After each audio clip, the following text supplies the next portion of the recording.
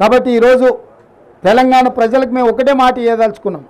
ఎన్నికల్లో మీకు ఇచ్చిన ప్రతి హామీని అమలు చేసే బాధ్యత మాది. రైతులకు 2 లక్షల రూపాయల రుణమాఫీ మీద కూడా బ్యాంకుల అందరితో చర్చలు చేస్తున్నాం. తొందరలోనే మీకు మంచి శుభవార్తను చెప్పబోతున్నాము. ఏ హామీని కూడా మేము వదలదలుచుకోలేదు. తప్పకుండా ఆ హామీలను అమలు చేసే బాధ్యత మాది. ఈరోజు మీరు అందరూ చూస్తారు, గతంలో ప్రతి పోస్టింగ్కు నగదు ఇస్తే తప్ప, నగదు బదిలీ చేస్తే తప్ప ప్రభుత్వ ఉద్యోగులకు పోస్టింగ్లు వచ్చేటివి కావు. ఇవాళ పారదర్శకంగా ఎవరైతే ప్రజలకు సేవలు అందిస్తారో వాళ్ళని గుర్తించి ఎక్కడ ఉన్నా కూడా సామాజిక న్యాయంతో పాటు అర్హులైన అధికారులకు అందరికీ పోస్టింగ్లు ఇచ్చినాం. ఇవాళ మీరు పోలీస్ డిపార్ట్మెంట్ కానీ, రెవెన్యూ డిపార్ట్మెంట్ కానీ, ఏ డిపార్ట్మెంట్ అయినా తీసుకోండి, ప్రభుత్వ ఉద్యోగులను అడగండి. కాంగ్రెస్ అధికారంలోకి వచ్చిన తర్వాత ప్రభుత్వ ఉద్యోగులకు న్యాయం జరిగిందా లేదా? గతంలో జీతం ఎప్పుడు వస్తుందో తెలియదు. నెల చివరి వరకు కూడా జీతాలు రాని పరిస్థితి ఉండే.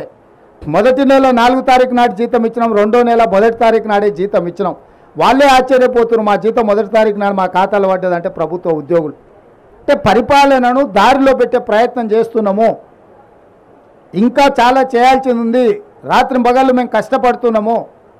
మీరు చూడండి, ఇన్ని రోజుల్లో ఏ ఒక్క రోజైనా, ఒక్క గంట అయినా నేను కానీ మా మంత్రులు కానీ ఎక్కడైనా సెలవు తీసుకున్నామా?